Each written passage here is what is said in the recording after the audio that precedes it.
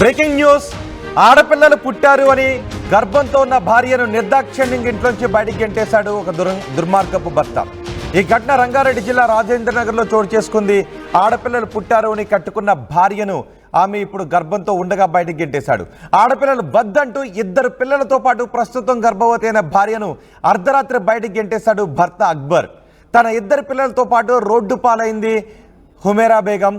కొడుకు చేసే పనులకు అత్తమామ కూడా వత్తాసు పలకడంతో ఆమె ఆవేదన చెందుతోంది. పెళ్ళైనప్పటి నుంచి హుమేరా బేగంకు భర్త వేధిస్తూనే ఉన్నాడు. పెళ్లి సమయంలో పెట్టిన సామాన్లు సైతం అత్తింటి వద్ద పడేసి వెళ్ళాడు భర్త అక్బర్ ఖాన్. మొదటిసారి ఆడపిల్ల పుట్టినప్పటి నుంచే అదనపు కట్నం కోసం వేధింపులు మొదలుపెట్టాడు. ఆ తర్వాత మరో ఆడపిల్ల పుట్టింది. ఇప్పుడు మరోసారి గర్భంతో ఉంది. దీంతో మరోసారి ఆడబిడ్డే పుడుతుందేమో అనే అనుమానంతో భర్త బయటకు గెంటేశాడు. ఇప్పుడు మీరు ఆర్టీవీ స్క్రీన్ పైన చూస్తున్నారు. ఇతనే ఆమె భర్త అక్బర్ ఖాన్. అత్తాపూర్ పోలీస్ స్టేషన్లో బాధితురాలు ఫిర్యాదు చేసింది. అక్బర్ ఖాన్ పై చర్యలు తీసుకోవాలి అని డిమాండ్ చేస్తుంది ఆమె. చూడొచ్చు మనం అక్కడ చిన్నాళ్ళు ముద్దులొలుకుతూ ఉన్నారు. వాళ్ళిద్దరినీ ప్రస్తుతం గర్భంతో ఉన్న భార్యను నిర్దాక్షిణ్యంగా అర్ధరాత్రి బయటికి గెంటేశాడు అంటే ఇంతకంటే దుర్మార్గం ఏమనుకోవాలి. ఆమె మాట్లాడింది తనకు జరిగిన అన్యాయం గురించి. ఇప్పుడు ఆ 2 పిల్లలను భుజాన వేసుకొని అర్ధరాత్రి చలిలో రోడ్డున పడ్డ ఆమె పోలీసులను ఆశ్రయించింది. కనీసం తనకు పుట్టారు 2 పిల్లలు. ఆ 2 పిల్లలు ముఖం చూసి కూడా ఆ వ్యక్తి తండ్రి మనసు కరగలేదు. ఆ 2 పిల్లలతో పాటు కేవలం ఆడపిల్లలు అనే ఆడపిల్లలు అనే వివక్షతో ఆ 2ని బయటికి గెంటేశాడు. ఇప్పుడు ఆమె గర్భంతో ఉంది. మరోసారి ఆడబిడ్డ పుడుతుందేమోననే అనుమానంతో బయటికి గెంటేశాడు. అంటే ఎక్కడైనా స్కానింగ్ చేయించాడా? ఎక్కడైనా స్కానింగ్ చేసి మరోసారి ఆడబిడ్డ నిర్ధారించుకుని ఇప్పుడు బయటికి గెంటేశాడనే అనుమానాలు కూడా వస్తున్నాయి. ఆమె ఏం మాట్లాడిందో చూద్దాం. मैं शादी होके 5 साल हुआ। 5 साल से टॉर्चर है मेरे को। दोनों बेटियां हैं मेरे को।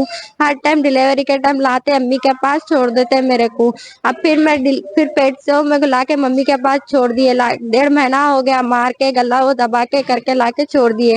अब अगर बोले लाके सामान मेरा घर के बाहर फेंक के चले गए। अम्मी को मेरे मामा को खर्चा पानी करो बोल रहे, नहीं करते बोले तो लाके पूरा सामान बाहर फेंक के चले गए।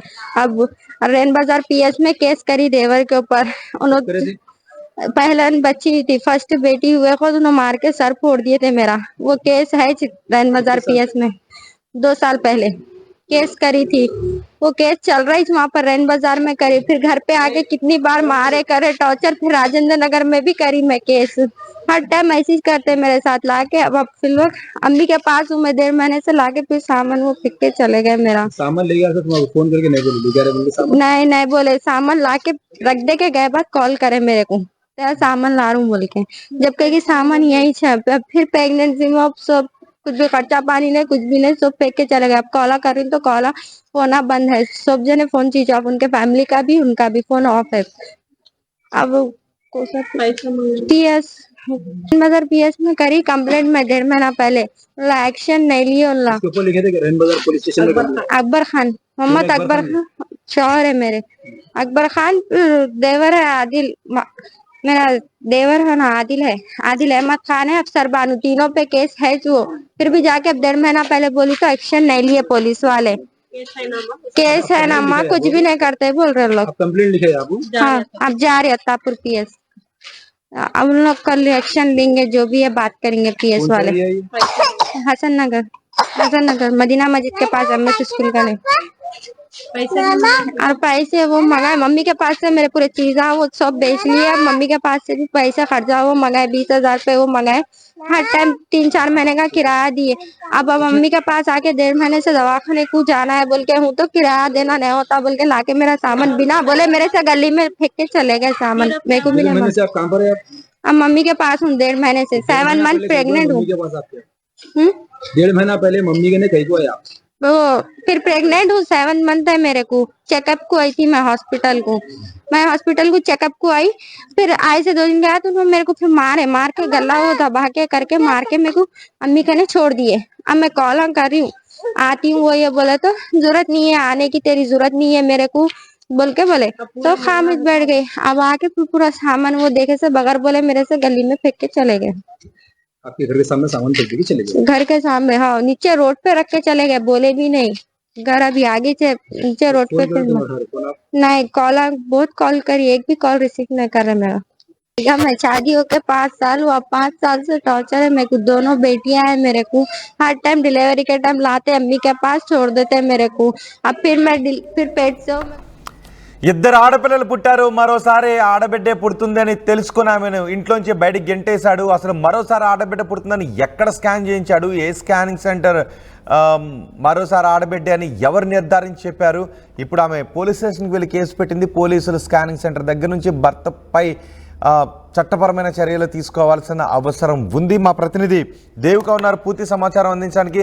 దేవిక, ఎంతకంటే ఘోరం ఉంటుందో, చిన్న చిన్న పిల్లలు, ఆ ముద్దులకే పిల్లలను తండ్రి ఇంట్లోంచి నిర్దాక్షిణ్యంగా బయటికి గెంటేశాడు.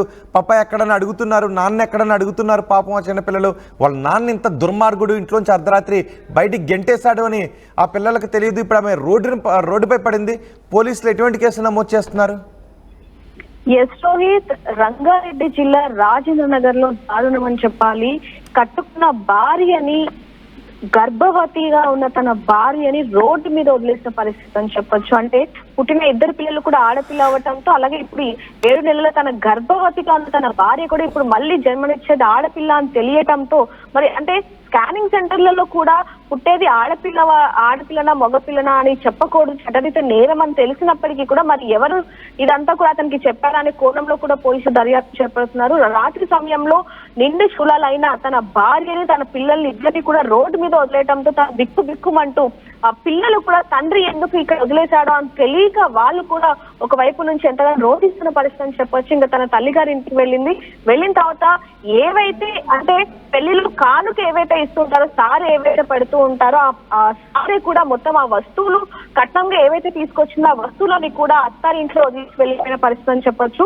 అర్ధరాత్రి బయటికి గెంటేయడంతో తను ఏది తోచగా పోలీస్ స్టేషన్ కి వెళ్ళి కంప్లైంట్ కూడా ఇవ్వడం జరిగింది. అంటే మొదటిసారి ఆడపిల్ల అని తెలిసినప్పుడు కూడా ఈ విధంగానే ప్రవర్తించాడు, రెండోసారి ఆడపిల్ల అని కూడా తెలిసినప్పటికీ కూడా ఈ విధంగానే ప్రవర్తించాడు. మరి ఎవరు ఏ డయాగ్నోస్టిక్ సెంటర్ లో ఇలా లింగ నిర్ధారణ చేస్తున్నారు? పోలీసులు ఏం చేస్తున్నారు? ఇమీడియట్ గా ఆమెకి ఫిర్యాదు చేసిన వెంటనే ముందు అసలు ఆ డయాగ్నోస్టిక్ సెంటర్ దగ్గరికి వెళ్ళి వాళ్ళని అరెస్ట్ చేయాలి అండ్ భర్తను కూడా అరెస్ట్ చేయాలి. ఇప్పుడు ఏం చేయబోతున్నారు పోలీసులు? ఎస్ రోహిత్, ఈ మహిళ ఇచ్చిన ఈ గర్భవతి అయిన మహిళ ఇచ్చిన కంప్లైంట్ ను పోలీసులు సీరియస్ గా తీసుకున్నారని చెప్పాలి. గర్భని లింగ ఏదైతే అంటే పుట్టేది ఆడపిల్లనా మగపిల్లడా అని చెప్పకూడదు, చెప్పినప్పటికీ కూడా మరి ఎవరు ఎక్కడ ఏ డయాగ్నోస్టిక్ అనే దాని మీద కూడా పోలీసులు నిఘా పెట్టారని చెప్పొచ్చు. వారి మీద కూడా కంప్లైంట్ రేస్ చేసే అవకాశం ఉన్నట్టుగా తెలుస్తుంది. ముందుగా అత్త మామల మీద కూడా, అంటే కొడుకు చేసిన పనికి అత్త అయినా ఎందుకంటే తను కూడా ఒక ఆడది, తను కూడా జన్మనిచ్చింది 2-3 పిల్లలకి. కాబట్టి ఆ సమస్య ఏంటి, ఆ పరిస్థితి ఏ విధంగా ఉంటుందనేది మొత్తం కూడా ఒక ఆడదానికి తెలిసినప్పటికీ కూడా తను కూడా ఈ విధంగా చేయడం వెనుక అత్తమామ మీద కూడా కేసు పెట్టడం జరిగింది.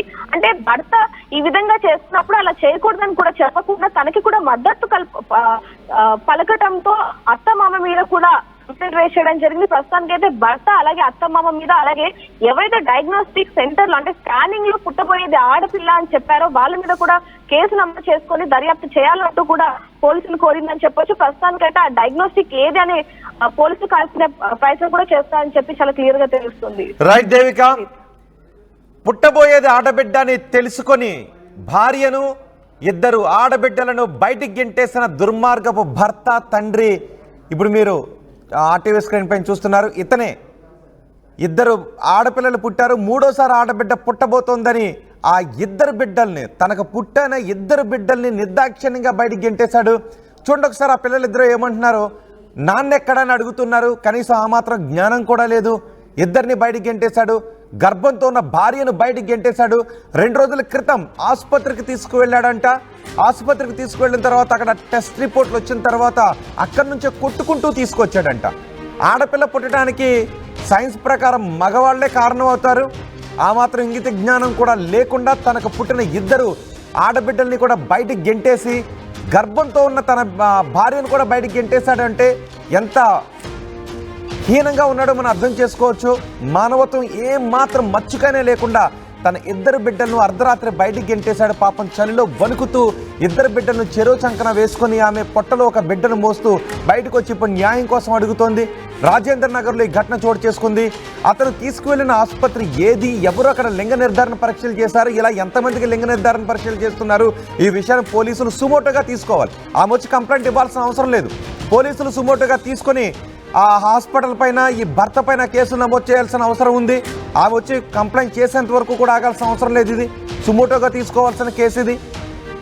ఇప్పుడు ఆమె పుట్టింటికి వెళ్ళినట్టుగా తెలుస్తోంది. ఆమె కంప్లైంట్ చేసినా పట్టించుకోవడం లేదు అని ఆరోపిస్తున్నట్టుగా తెలుస్తోంది.